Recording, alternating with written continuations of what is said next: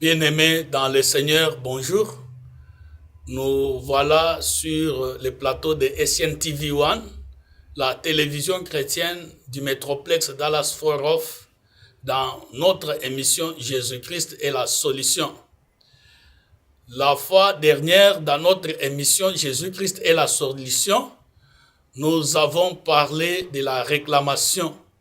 La réclamation qui est l'action d'adresser à une autorité une demande pour revendiquer son droit. Nous avons vu dans le texte que nous avons lu la fois passée que Simon, qui était devenu Pierre, était redevenu Simon. Comment cela? Jésus-Christ dit, Simon, Simon, Satan vous a réclamé pour vous cribler comme on crible les blés, mais j'ai prié pour toi. Quand tu seras revenu, quand tu seras converti, affermis tes frères. Bien-aimés, nous avons dit que la réclamation maléfique peut faire perdre à une personne sa bénédiction, son élévation, sa promotion et ses finances.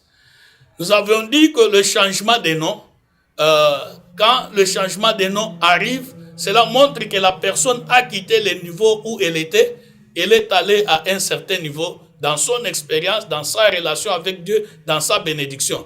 Mais quand la réclamation revient, quand la réclamation vient dans la vie de la personne, elle l'amène de ce niveau où elle était élevée en bas. Vous pouvez voir un grand commerçant, un grand homme d'affaires qui peut perdre tout et redevenir un pauvre misérable parce que la réclamation a agi dans sa vie. Il a été réclamé par la pauvreté. Peut-être dans sa famille, il y a une alliance avec la pauvreté. C'est la pauvreté l'a réclamé. Vous pouvez voir une personne mariée qui redevient single, qui redevient seule, qui redevient sans partenaire parce que la réclamation a agi. Quand nous voyons les mauvaises choses qui étaient arrivées aux grands-parents, qui étaient arrivées aux parents, qui commencent maintenant à arriver dans la vie des enfants, c'est qu'il y a la réclamation qui agit. Bien-aimés, nous devons comprendre ce processus-là de la réclamation et pour aller devant notre Dieu et chercher la solution. Ça, c'était notre thème de la fois passée. Aujourd'hui, nous allons parler des raisons de la réclamation. Nous allons citer quelques raisons de la réclamation. Mais avant que nous puissions aller dans la profondeur de notre exhortation, nous allons prendre un moment de prière. Prions. Seigneur notre Dieu et Père, nous élevons ton Saint-Nom. Toi qui nous as aimés, qui as envoyé ton Fils Jésus-Christ, afin qu'en croyant en lui, nous ne périssions point, mais que nous ayons la vie éternelle. Merci Père de gloire d'avoir envoyé Jésus-Christ, qui est notre avocat auprès de toi, qui est notre intercesseur. Seigneur, ta parole est la lumière à nos pieds. Laisse que par ta parole, tu nous éclaires en ces jours. Au nom de Jésus-Christ, nous avons ainsi prié. Amen. Bien-aimés, aujourd'hui, nous allons citer quelques raisons. Normalement, nous allons parler de 4 raisons de la réclamation. Il est possible pour un enfant de Dieu de devenir la cible, de devenir la victime des réclamations, des attaques démoniaques et de l'oppression du monde des ténèbres à cause de certaines choses, à cause des liens d'âme maléfiques, à cause des accords, des alliances, des pactes, à cause des associations avec des personnes qui se trouvent sous le jugement de Dieu, à cause des promesses non accomplies. Il est possible qu'un enfant de Dieu se trouve sous l'attaque de l'ennemi à cause de ces choses. Nous allons d'abord parler de la première raison, les liens d'âme.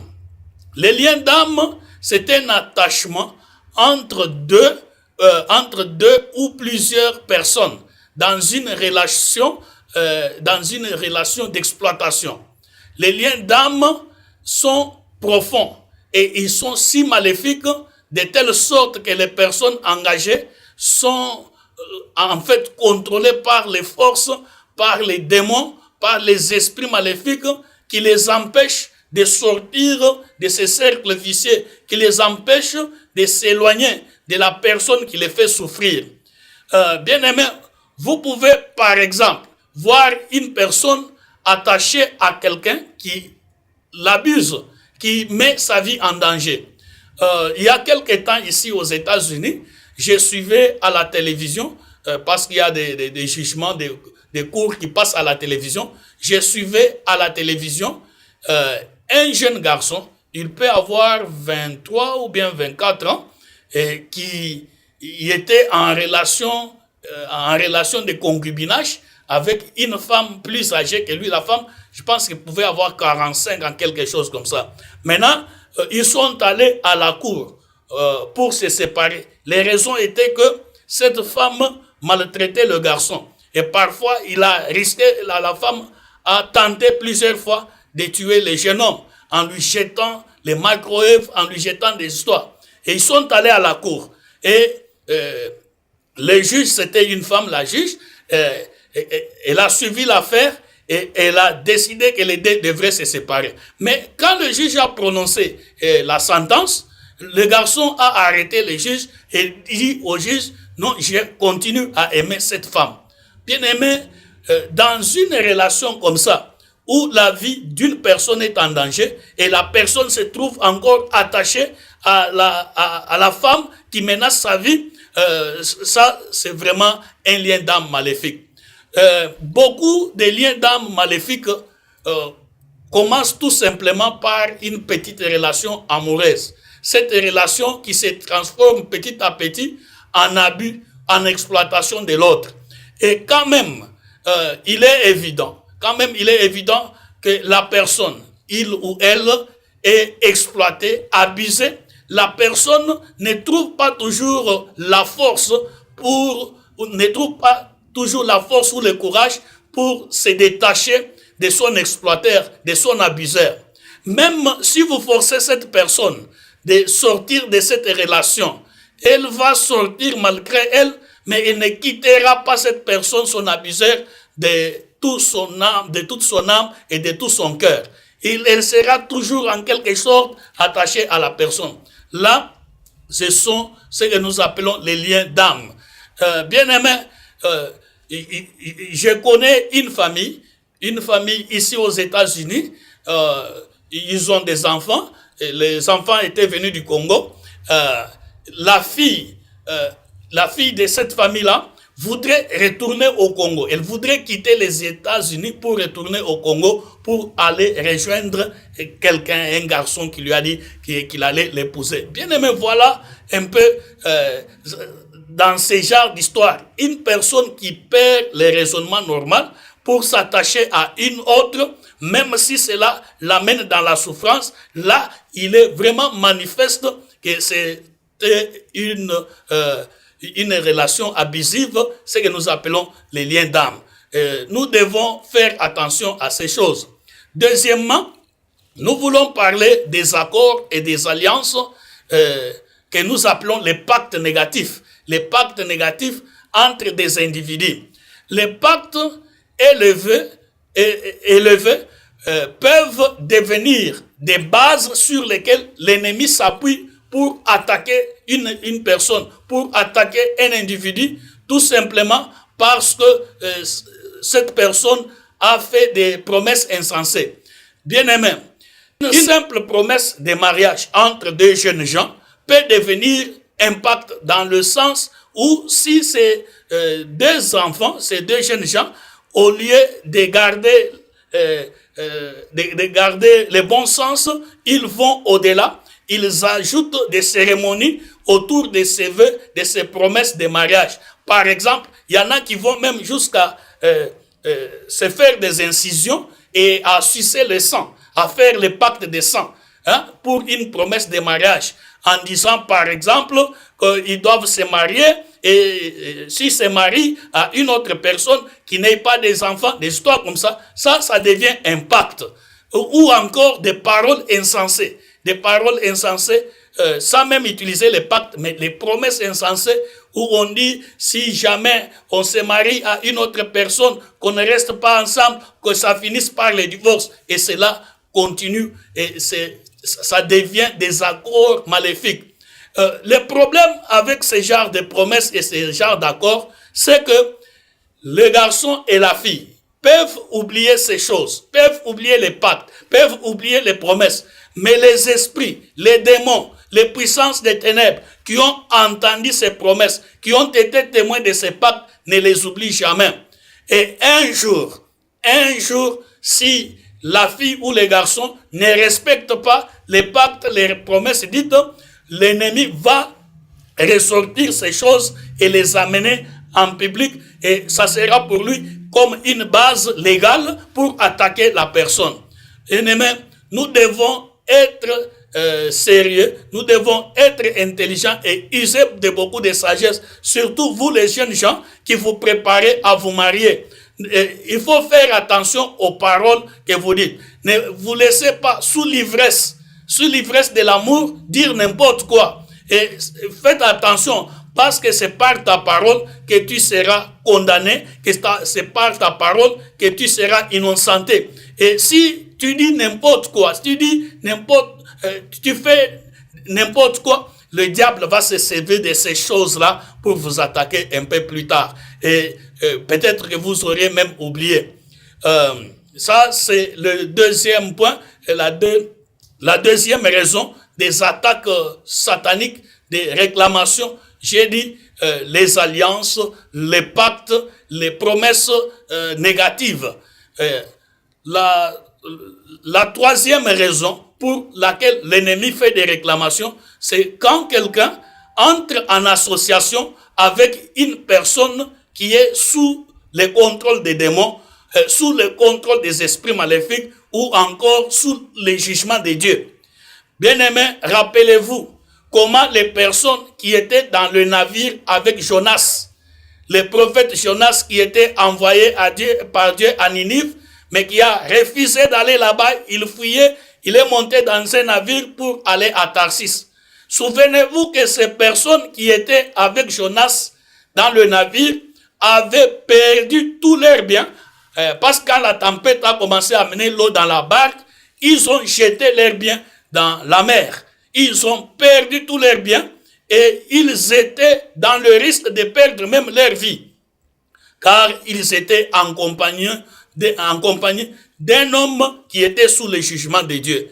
Bien-aimés, nous devons faire attention avec qui nous marchons. C'est pourquoi la Bible dit toujours: heureux l'homme qui ne marche pas selon les conseils des méchants, qui ne s'assoit pas avec les moqueurs. La seule faute que ces gens-là avaient pour perdre tout, c'était parce qu'ils étaient en compagnie de quelqu'un qui se trouvait sous le jugement de Dieu. Bien-aimés, quand quelqu'un est sous le jugement de Dieu, quand quelqu'un est sous la condamnation de Dieu, et cela peut se manifester par les autorités ecclésiastiques qui prononcent une condamnation sur un individu. Nous devons encourager cette personne à s'humilier, à demander pardon pour les choses qui lui sont reprochées et à rentrer en relation avec Dieu, en relation avec l'Église, en relation avec les autorités que Dieu avait placées sur elle. Nous ne devons pas soutenir les gens qui ouvertement défient Dieu en vivant dans le péché. On lui dit, tu fais ça, tu fais ça, il refuse et il continue à dire qu'il a la force de continuer. Et si nous nous associons avec de tels gens, nous risquons, comme les gens qui étaient dans les navires avec Jonas, de perdre des choses. C'est pourquoi nous ne devons pas supporter les péchés, que ce soit dans notre vie, que ce soit dans la vie des autres. Bien-aimés, vous savez, les péchés dans la vie des autres peuvent amener de grandes pertes dans la vie de ceux qui ne réagissent pas correctement. Souvenez-vous d'Élie, les sacrificateurs. La Bible dit que les gens se plaignaient de ses fils. Ses fils se comportaient mal. Ils profanaient les offrandes. Ils se prostituaient avec les femmes qui venaient au temple, à la tente d'assignation. On a dit à Élie, voilà ce que font tes fils. Élie n'a pas réagi. Il s'est tu. Et vous savez ce qui est arrivé? Élie avait perdu une chose qu'un homme de Dieu ne doit pas perdre. Il avait perdu le discernement.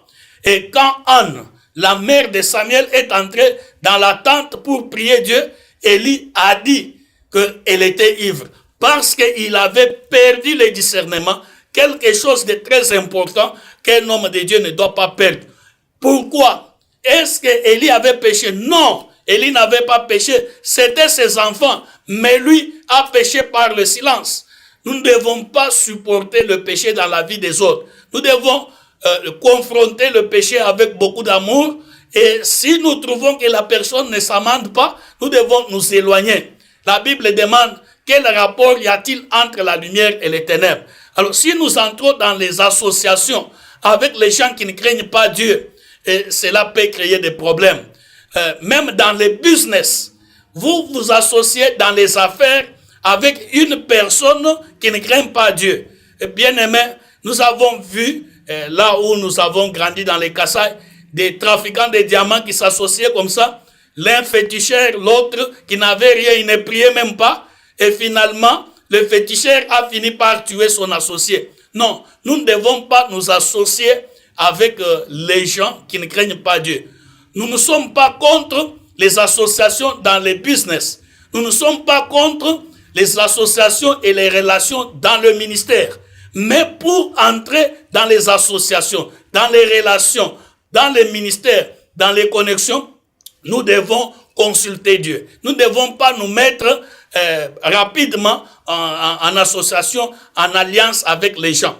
Souvenez-vous d'Israël, quand ils sont sortis de l'Égypte, les Gabaonites les ont trompés, qu'ils venaient de loin. Au lieu de consulter Dieu, ils n'ont pas consulté Dieu, ils ont fait l'alliance et après ils ont découvert que ce n'était pas vrai. Non, il faut faire attention aux associations avec qui tu t'associes. Tu risques de perdre beaucoup de choses, tu risques de perdre même ta vie parce que tu t'es associé dans le business, dans le ministère, avec les gens qui sont sous la condamnation et qui vivent sous le péché d'une manière, ils sont endurcis. Ils ne veulent même pas se repentir.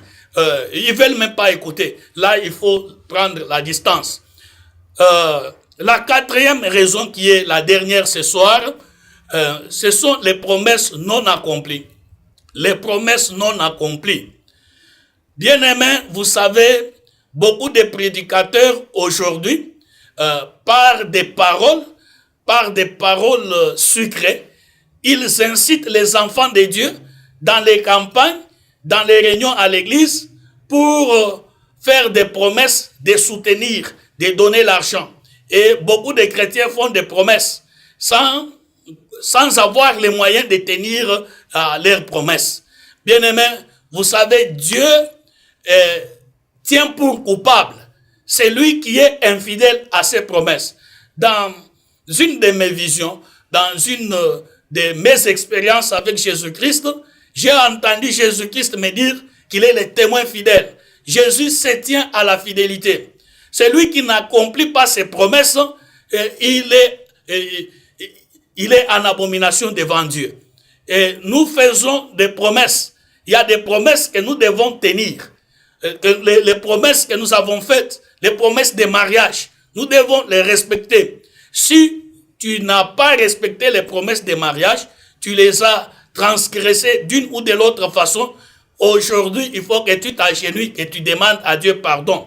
Si tu as fait des promesses de soutenir l'œuvre de Dieu et que tu ne le fais pas, cela peut servir à l'ennemi de base légale pour t'attaquer. Souviens-toi de tes promesses. Il ne faut pas se précipiter de faire les promesses. Il ne faut pas se laisser influencer par les gens pour faire des promesses. Il faut vraiment être convaincu par le Saint-Esprit. Et quand on fait les promesses, il faut demander la puissance du Saint-Esprit pour les remplir. Que Dieu vous bénisse. Que Dieu bénisse SNTV1. Mais avant de terminer, nous allons prendre un temps de prière comme nous l'avons annoncé la fois dernière, que nous allons prochainement prier. Prochainement, c'est aujourd'hui. Nous allons prendre un temps de prière devant Dieu en ce qui concerne ces choses de la réclamation. Éternel notre Dieu et Père céleste, nous venons devant toi en ce moment, après avoir entendu ta parole. Nous reconnaissons que nous sommes coupables. nous sommes coupables de la folie de nous avoir engagés dans des relations qui n'honorent pas ton Saint-Nom. Oui, Seigneur, nous avons péché contre toi en faisant ce que tu désapprouves. Ainsi, Seigneur, nous venons auprès de toi parce qu'il est dit que ta parole est plus tranchante que l'épée à double tranchant. Laisse que ta parole tranche tous les liens d'âme négatifs entre tes enfants qui suivent cette émission, qui suivent cette prière, et que tu les affranchis selon qu'il est écrit, si le Fils vous affranchit, vous serez réellement libres. Éternel notre Dieu, nous venons auprès de toi demander pardon pour les choses que nous avons faites à l'époque de l'ignorance, en faisant des promesses accompagnées des cérémonies de pactes. Nous venons auprès de toi en appeler au sang de Jésus-Christ, le sang de la nouvelle alliance, pour annuler tous ces pactes démoniaques qui amènent la stérilité, qui amènent les blocages. Nous te supplions, ô Éternel, étends ta sainte main et brise ces pactes maléfiques. Seigneur, nous venons près de toi. Nous reconnaissons notre culpabilité d'avoir péché contre toi en allant dans les associations avec des gens qui sont condamnés, avec des gens qui sont endurcis et qui ne veulent pas se repentir. Pardonne-nous au nom de Jésus-Christ. Laisse que tu nous déconnectes, que tu nous éloignes d'eux comme l'Est est éloigné de l'Ouest. Seigneur notre Dieu, nous venons auprès de toi demander pardon pour toutes les promesses non accomplies dans le mariage, pour toutes les promesses non accomplies dans le versement des offrandes, des dîmes et des soutiens de ton ministère. Pardonne-nous, ô Père. Laisse que tu nous conduises par ton Saint-Esprit. Au nom de Jésus-Christ, nous avons ainsi prié. Amen.